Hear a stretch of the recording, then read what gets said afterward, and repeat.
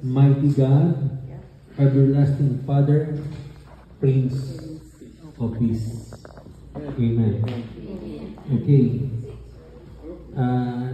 Thank you very much again. Actually, ni-schedule ako ni Pastor noon pero nagkaroon ng ilang kadahilanan kung bakit hindi ako nakaparito at di nakapag-sermon. If we celebrate Christmas, we will celebrate in the right reason. Amen? Amen. If we celebrate Christmas, we celebrate in the right reason. Ito po ang tamang pagdiriwang ng Pasko. Ang diwa ng Pasko ay nasa ating Panginoong Jesucristo. Amen? Amen. Nasa ating Panginoong Jesus. Wala sa paligid. Wala sa Christmas light. Wala sa Christmas tree. Wala sa material things. Okay. The true spirit of Christmas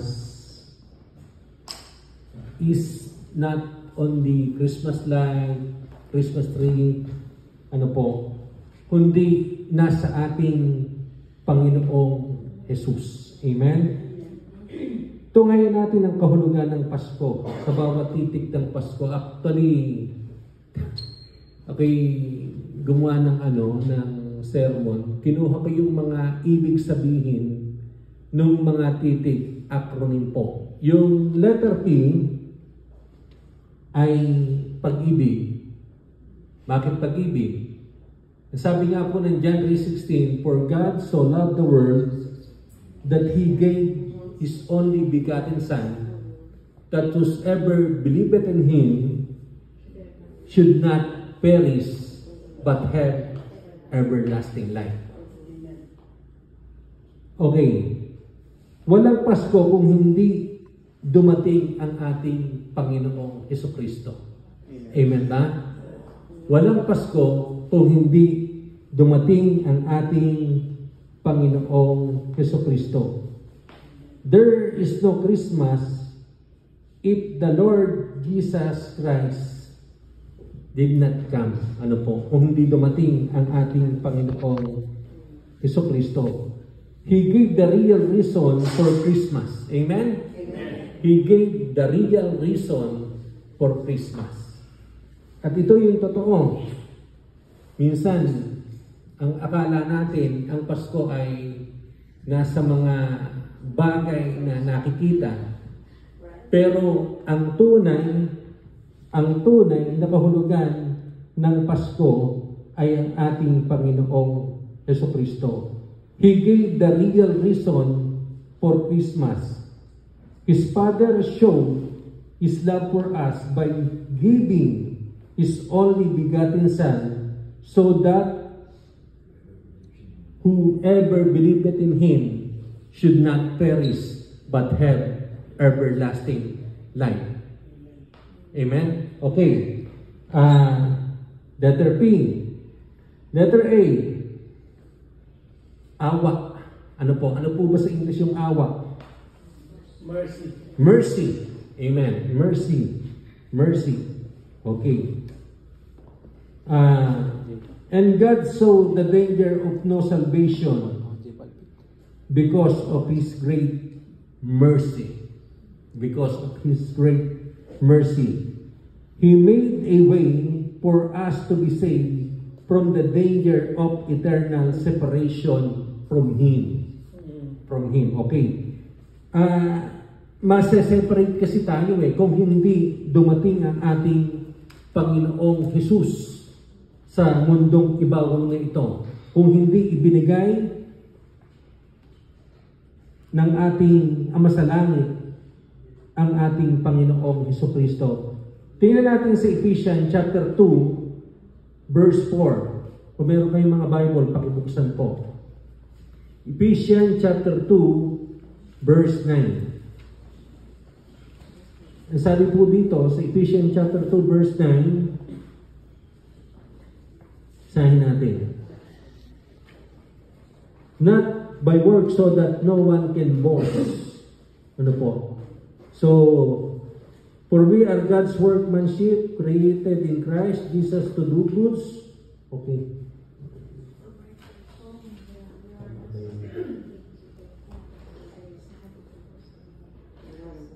Okay. Ephesians verse 2. Chapter 2 verse 4. Opo. Chapter 2 verse 4 pala. Okay. Sino nakakita? 2 verse 4. Yeah. But God is rich in mercy. But because of His great love for us, God who is rich in mercy. Napakaganda nung verse ano po. Yeah. God who rich in mercy. God saw the danger of no salvation because of His great mercy. He made a way for us to be saved from the danger of eternal separation from Him. Amen? Okay. Letter, ano na tayo? S. Sigla. Sigla, anuman ang antas ng ating buhay sa material at pisikal na kalagayan, ang tunay na diwa ng Pasko ang nagbibigay sa atin ng sigla at lakas upang magpatuloy sa pagharap sa mga pagsubok sa buhay. Dahil si Kristo ang dahilan ng Pasko, ang saligan ng ating pag-asa. Ano po? Ang siglang ito, hindi lamang matatagpuan sa pag-asa na nagbumula sa Diyos, kundi sa kagalakang ibinahagi niya sa mga sumusunod sa Kanyang kalooban. Binahagi niya sa mga sumusunod sa Kanyang kalooban. Basahin po natin sa English. Ano po? Okay. Regardless of the stature of our lives in material and physical circumstances, in the true spirit of Christmas, give us the vigor and strength to continue facing life, challenged because Christ is the reason of the Christmas, the source of our hope. Amen? Amen. This vitality is not only found in the hope that comes from God, but in the joy He shares with those who follow His will. Amen. Okay. Letter, ano tayo? Okay. Kapayapaan. Ayan. Kapayapaan. Hindi nagdudulot ng tunay na kapayapaan ng mga material na bagay. Hindi ito nakukuha sa dami ng pera o regalo, dahil ang tunay na diwa ng Pasko ay nasa kapayapaan ng Diyos na naghahari sa puso natin. Amen. Makakamtan natin ito kapag tayo ay sumuko sa ating Panginoong Hesus at pagsisihan ng ating mga kasalanan. Kapag nakamit natin ang kapayapaan ng Diyos, ito ang magbibigay sa atin ng lakas upang makipagkasundo sa Diyos at sa ibang tao. Okay. Peace, material don't bring real peace. Money or gifts don't get it. Because the true spirit of Christmas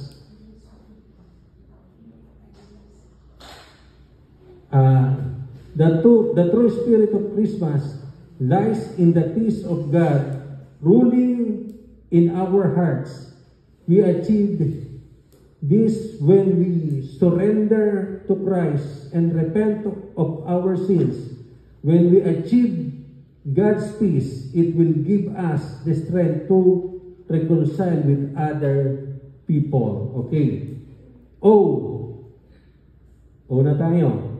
Opportunity. Ang tunay na diwa ng Pasko ay nagbibigay ng oportunidad upang maisakatuparan ang kalooban ng Diyos sa ating buhay. Amen ba? Amen. Alam niyo po mga kapatid, nandito tayo bilang mananampalataya, nagwo-worship sa ating Panginoon Diyos.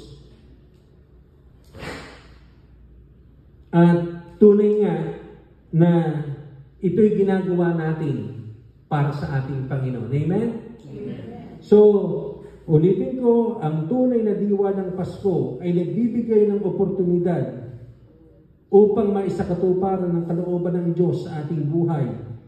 Ngayong Pasko, i-grab natin ang pagkakataong maging pagpapala sa iba sa pamamagitan ng pagbibigay. Ano po? It is better to give than to receive. Tingnan po natin ang ating Panginoong Hesus. Binigay niya yung kanyang buhay. Amen? Tayo naman, dapat yung ibigay natin ang ating buhay, una, sa ating Panginoon, ikalawa, sa ating kapwa-tao. Nadinig ko yung sabi kanina, maging salt and light tayo. Amen? We are the salt and light of this earth. Amen. Being a Christian, mga kapatid, we are the salt and light. Lahat ng sumusunod sa ating Panginoong Hesus, maging salt and light. Hindi lamang sa lugar na ito, kundi sa lahat ng dako, sa ating mga trabaho, sa ating mga pinupuntahan. Dapat i-grab natin yung opportunity na tayo isang mananampalataya at i-grab natin yung opportunity na maipakita natin ang buhay natin sa ating Panginoon. Amen? Amen. We are the salt and light of this earth. So, bilang isang mananampalataya, ano po? Magkaroon tayo ng ilaw sa ating kapaligiran. Okay. Ulitin ko, ang tunay na diwa ng Pasko ay nagbibigay ng oportunidad upang maisakatuparan ng kalooban ng Diyos sa ating buhay. Ngayong Pasko, i-grab natin ang pagkakataong maging pagpapala sa iba sa pamamagitan ng pagbibigay. Huwag natin ubusin ang ating mga pagpapala sa mga pagkain at mga materyal na bagay na nakakabit sa ating mga katawan at bahay. Let's take the opportunity this season, give to reach out the others and be a blessing to others. Amen? Kaya nga natutuwa ako nung mga nakaraan narinig ko kay Pastor, nagpadala dun sa Bohol. Ano po? Ibig sabihin nung ginagamit natin yung material things na ipinagkaloob sa atin ng Diyos upang i-share sa iba. Mga kapatid, sa akin po, bilang naging pastor sa Pilipinas, ang dami nagte-text. Sabi ko, hati-hati na lang, hahatiin ko. Ano po? Hati-hati na lang para ma-share yung pagpapala ng ating Panginoong Diyos. Walang bagay, pangyayari, tao o sitwasyon sa buhay ang maaaring makapagpabago sa diwa ng Pasko dahil ang tunay na diwa nito ay nasa puso ng tao. Wala sa mga kamay at paligid ng tao. Ano po? So, tunay nga, na-celebrate natin yung Christmas na ito na mayroong kagalakan at kapiling ang ating Panginoong Jesucristo. Ulitin ko yung Pasko. Una, pag-ibig. Ikalawa, awa. Ito ba yung mercy? Mercy. Ano po? Yung S, sigla. Okay, maging masigla tayo kahit na mahirap yung ating naranasan. Nadinig ko nga kanina, the joy of the Lord is my strength. Kahit na mula 6:30 hanggang 11:30 nagtatrabaho, masigla pa rin at nakikita sa Kanya yung pagiging salt and light, ano po, ng ating Panginoong Jesucristo na sinasabi. Okay, kay kapayapaan, mahalaga yung meron tayong peace sa ating puso. Mahalaga yung may peace tayo sa ating puso. Peace of mind. Ito yung kinakailangan. Alam niyo, ang mundo ngayon, patuloy na nagkakagulo, hindi malaman ang gagawin. Labanan dito, labanan doon. Ano po, kagalitan dito, kagalitan doon. Minsan, ang nakakalungkot, kahit mga kapwa mananampalataya, nagkakagalit, nagkakasamaan ng loob. Backbiting. Ano po? Backbiting. Mga kapatid, Sikapin natin na huwag mangyari sa atin yun at ang kapayapaan ng Diyos ang umiral sa puso ng bawat isa sa atin. Ano po? So, letter O, opportunity. Ano po? Opportunity o oportunidad. So, opportunity na makapagbigay tayo sa ating kapwa-tao. Tandaan po natin, ang ating Panginoong Hesus, ang unang nagbigay, ibinigay niya ang kanyang buhay, ibinigay niya ang kanyang sarili upang ang lahat ay hindi mapahamak, kundi magkaroon ng buhay na walang hanggan. Amen ba? Amen. Tayo, alam ko, lahat ng nandito ay mayroong buhay na walang hanggan. At nakikita ko na mayroong pananampalataya ang bawat isa. Kaya lang, mga kapatid, mayroong hinihingi sa atin ng Panginoon Diyos. Ano yung hinihingi sa atin ng Panginoon Diyos? Yung ating puso. Totally surrender natin sa Panginoon ang ating buhay. Totally surrender natin sa ating Panginoon yung ating sarili. In Jesus' name, Amen and Amen. Tayo manalangin. Lord, salamat po sa umaga, sa gabing ito, O Diyos. Tunay nga, Panginoon, na ikaw po ang nanguna sa amin at ikaw ang nagpala sa amin. Salamat po, pagpalain mo po ang pastor ng church na ito. Pagpalain po si Pastor Dennis, ang kanyang asawa at ang kanyang mga anak, pati ang mga kapatiran, O Diyos.